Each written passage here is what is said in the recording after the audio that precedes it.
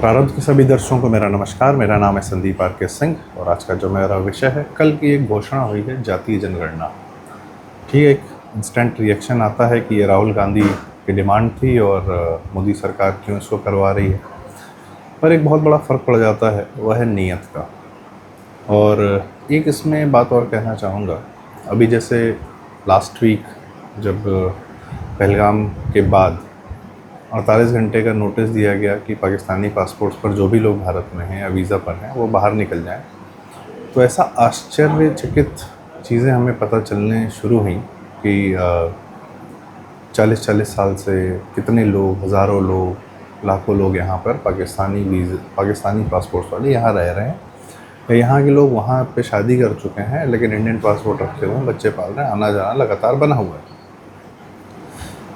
इससे मैं क्या कहना चाह रहा हूँ कि हमको आपको भी भारत के बारे में, भारत की कितनी समस्याएं हैं उसके बारे में अभी बहुत हवा नहीं थी।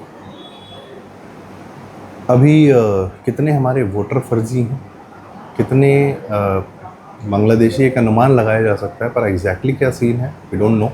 NPR NRC से ही पता चलेगा। और जब कास्ट सेंसस की बात होती है तो एक लार्जर पर्सपेक्टिव या परसेप्शन जो बना हुआ है भारत में कि एक वर्ग है वो पीड़ित है, एक वर्ग है वो अत्याचार कर रहा है। ये बॉलीवुड ने जो नैरेटिव बनाया और कहानियों में और वामपंथियों में, इस नैरेटिव का ध्वस्त होना भी बहुत ज़रूरी है। कौन कितना पीड़ित है, कौन सा वर्ग कितना पीड़ित है, उस वर्ग में कितने वर्ग हैं। उस जैसे कहा जाता है कि राजस्थान में एक OBC में एक वर्ग है जो जिसने सबसे ज़्यादा रिजर्वेशंस का फ़ायदा उठाया है। हमको एक्चुअल डेटा मिलेगा ना कि एग्जैक्टली उन लेट्स से इस चीज़ में कितने हैं, कितने प्रकार के हैं उसमें सबसे एक्चुअली ज़्यादा बेनिफिशियरी का एक ही वर्ग उसमें लेकर बैठा हुआ है सबसे ज़्यादा फ़ायदे। जैसे माइनॉरिटीज़ की बात होती है, पसमानदा की बात हो रही है कि माइनॉरिटी कमीशन में या माइनॉरिटी के लिए अल्पसंख्यक मंत्रालय से हज़ारों करोड़ रुपए जाते हैं, पर वो एग्जैक्टली किसके पास गए? सारे माइनॉरिटीज़ के पास पहुँचे हैं या माइनॉरिटीज़ में एक टॉप के 5 सेक्शन 2-3% के पास ही पहुँचा है? ये जानना बड़ा ज़रूरी है। मुझे लगता है अब इस डेटा की अगर जातीय जनगणना हो ही रही है, तो as a layman, as a normal person, as a थोड़ा सा समाज को देखने समझने का प्रयास करने वालों में से जो मेरा प्रयास रहेगा वो ये है कि इसी के साथ लगे हाथ आर्थिक सर्वेक्षण भी हो जाए कि किस जाति का क्या लेवल है, उसकी आज का समय में आर्थिक स्थिति क्या है। आप जनगणना कर रहे हैं, जनगणना में ये सारी चीज़ें आती हैं, जाति के साथ आप डेटा, आज की डेट में सारा डेटा माइनिंग हो जाएगा कि एग्जैक्टली कोई इस समय पीड़ित है भी कि नहीं, या आर्थिक रूप से वो कितना सक्षम है या कितना नहीं है, उसकी क्या एनुअल इनकम है, 1 लाख रुपए है, 50,000 है, 2 लाख रुपए है, पिछले 10 साल में जो आर्थिक प्रगति हुई है उसका बेनिफिट किसको कितना मिला है। ये जो DBTs जाते हैं, जो हज़ारों करोड़ ट्रांसफ़र कर दिए जाते हैं सीधे अकाउंट्स में, ये किस वर्ग के पास कितना जा रहा है। तो ये जो एक बेवजह का विक्टिम कार्ड खेलने वाला जो प्रोसेस है ना, इसको ध्वस्त करना बड़ा ज़रूरी है। मुसलमानों से जो सीखा गया है कि विक्टिम अपने आप को बताते रहो और उसके बाद हर अत्याचार या हर प्रकार का कुकर्म जो है करना आपको अलाउड हो जाता है, ये किसी भी वर्ग को अलाउड नहीं होना चाहिए। वह डेटा आएगा और बात यह कि करवा कौन रहा है भाई। राहुल गांधी, फारूक अब्दुल्ला ने तो लाखों मुसलमानों को भारत में रखा ना, पाकिस्तानियों को, और इन्होंने अभी कितने कुकर्म किए हैं वो भी पता चलना ज़रूरी है। इन लोगों ने कितना कुछ छिपा के रखा है, तो मुझे लगता है सब कुछ आना चाहिए। फ्यूचर के लिए भी एक कैटेगराइजेशन होना चाहिए कि कैटेगरीज़ क्या है, सब कैटेगरीज़ क्या है, और इसमें क्या सबकी ही होनी चाहिए। क्रिश्चियंस में नहीं है जातियाँ, भयानक जातिवाद है। पंजाब के एक जट सिख समुदाय वो कितना प्रॉस्परस है, बाकी पंजाब का कितना समाज जो है कितना प्रताड़ित है, ये पंजाबी पॉलिटिक्स भी बताएगी ना कि महाराष्ट्र में शरद पवार और जो है कितने मराठा के नाम पर कितने कहाँ किस पोजीशन पे हैं और बाकी लोगों की क्या कंडीशन है, या है भी या नहीं है। बंगाल में दलितों के साथ कितना अत्याचार है, स्टेट वाइज भी तो पता चले। इस सवर्ण जो है अत्याचार करता है बाकी जातियों पर, ये जो फर्जी नैरेटिव फैलाया गया है, ये किस स्टेट में है, किसके राज्य में है, किसके काल में है, कम्युनिस्टों के काल में है। तो ये जो है जब स्टेट वाइज डेटा और इसमें आर्थिक ज़रूर होना चाहिए, मुझे ऐसा लगता है। और जाहिर सी बात है कि आज के डेट में वही जब आधार पैन कार्ड जुड़ ही गया है तो लगे हाथ इसी में वोटर सर्वेक्षण भी करा लीजिए, वोटर आईडीज़ भी इसी में लोकेट कर दीजिए, इसी जनगणना के साथ में। फर्जी वोटिंग लिस्ट जो बनती रहती है, इससे भी हमारा पीछा छूटेगा। और एक ऑटोमेटिक अपडेशन का होना चाहिए। अगर किसी का बच्चा 14 साल का है, जातीय जनगणना के ये जनगणना के समय पर, लेट्स से 2017 में होगी, 2027 में होगी, तो उसी समय उसका एक अपने आप ये हो जाना चाहिए कि अच्छा भाई ये उम्र है, 15 साल है, 3 साल बाद उसका ऑटोमेटिकली वोटर रजिस्ट्रेशन के लिए नाम आ जाना चाहिए। कि ये टेक्नोलॉजिकली कोई बहुत कॉम्प्लिकेटेड काम नहीं है। कहीं से डेथ सर्टिफिकेट यदि बनता है किसी की मृत्यु का, तो वह आधार नंबर से ही डेथ सर्टिफिकेट बनता है, तो वह वोटर लिस्ट से अपने आप गायब हो जाना चाहिए। अप्लाई करके या जैसे भी, ये कॉम्प्लिकेटेड प्रोसीजर नहीं होना चाहिए। फर्जी वोटिंग ख़त्म हो जानी चाहिए। फर्जी वोटिंग जो ये हमारे एंटी इंडिया के जितने हमारे प्रणेता हैं, विपक्षी दल, समाजवादी पार्टी या ये आम आदमी पार्टी, ममता, राहुल गांधी, ये सब जितने तेजस्वी, ये सब फर्जी वोटिंग के बहुत बड़े बेनिफिशियरी हैं। भारत में किन लोगों को वोटिंग का अधिकार होना चाहिए? बाहर से चले आ रहे हैं पाकिस्तानी चला आ रहा है, पाकिस्तानी पासपोर्ट में, वो यहाँ बैठ के वोट कर रहा है। क्या चल रहा है भाई?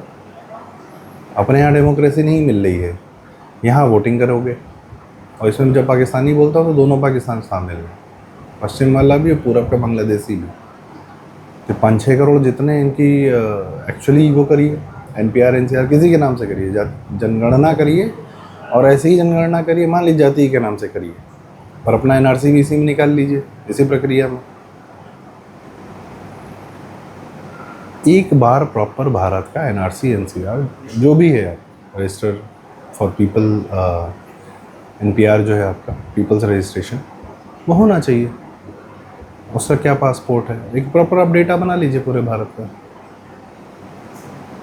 टैक्स पेयर्स का पैसा है, बिल्कुल utilise it for the perfection. फिर उसके बाद अपनी स्कीम्स में, नैरेटिव्स में पता चले कि एग्जैक्टली कौन प्रताड़ित है, कौन नहीं है, सवर्णों में कितने गरीब हैं, कितनी कम खेती बची है, या दलितों में या SC STs में कौन एग्जैक्टली। आर्थिक आधार पे लाइए, आर्थिक सर्वेक्षण भी करिए, इसमें ऐड करिए, बिल्कुल करिए। और मैं चाहता हूँ यह डेटा आए, ये सारा डेटा आए, तो जो नॉर्मल परसेप्शन है उससे स्थिति बहुत भिन्न होगी, यह तय है। जैसे 1 साल पहले तक आम जनता को, बहुत लोगों को बीच में बात हो रही थी वक्फ के बारे में, 1 साल पहले तक जब तक ये केसेस नहीं आए, इस पर हल्ला हंगामा नहीं हुआ, तब तक आम जनता को यही नहीं पता था कि वक्फ के पास कितनी ज़मीनें हैं और कितना बड़ा अनकॉन्स्टिट्यूशनल कानून जो है ये बना के बैठे हुए हैं, और भारतीयों को इस प्रकार से ये लोग प्रताड़ित कर रहे हैं, पता ही नहीं।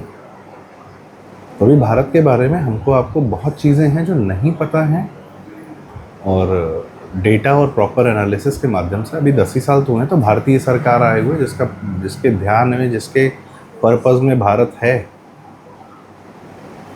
तो 10 साल हुए हैं, ठीक है। अब हमको डेटा आना चाहिए बहुत कायदे से। अब हमको अगर हमको डेवलप्ड में जाना है, 2047 में अमृतकाल चल रहा है, तो अमृतकाल में हमको एक प्रॉपर इन्फॉर्मेशन भी चाहिए, और सही नीयत वाले, सही टेक्नोलॉजिकल इम्प्लीमेंटेशन करने वाले ही इस बात को सामने रख पाएंगे। बहुत सारे नैरेटिव, बहुत सारे जो परसेप्शन है जो फर्जी समाज में घूम रहे हैं, वह भी ध्वस्त होंगे। रोल्स रॉयस में चलने वाले लोग जो है प्रताड़ित अपने आप को बताते हैं कि हमारा समाज बहुत प्रताड़ित है।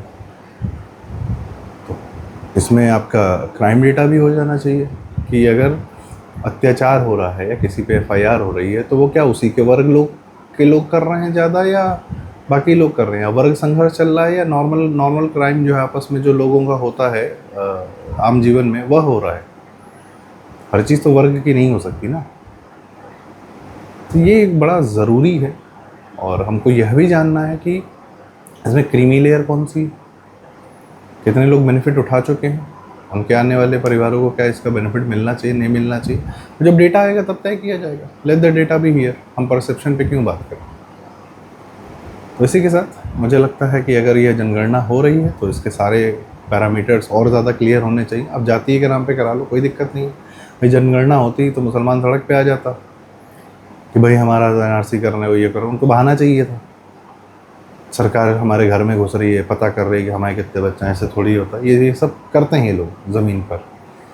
तब जब राहुल गांधी की ही इच्छा पूरी हो रही है तो मुसलमान को क्या पड़ी है सड़क पे आने के लिए? ना कराओ ना सर्वेक्षण भाई, समस्या क्या है? या कोई भी वर्ग कराओ, कोई बात नहीं, let the data come out. आर्थिक वार्थिक सब आना चाहिए, everything has to come out. हमको अपनी एक्चुअल स्थिति पता होनी चाहिए। यदि हमको एक डेवलप्ड भारत चाहिए, एक अच्छा भारत चाहिए, तो हमको अपना एक्चुअल स्थिति, एक्चुअल जानकारी भी पता होनी चाहिए। और आज के समय में कोई मुश्किल नहीं है। तो इसी के साथ मैं आज की चर्चा का समापन करूँगा।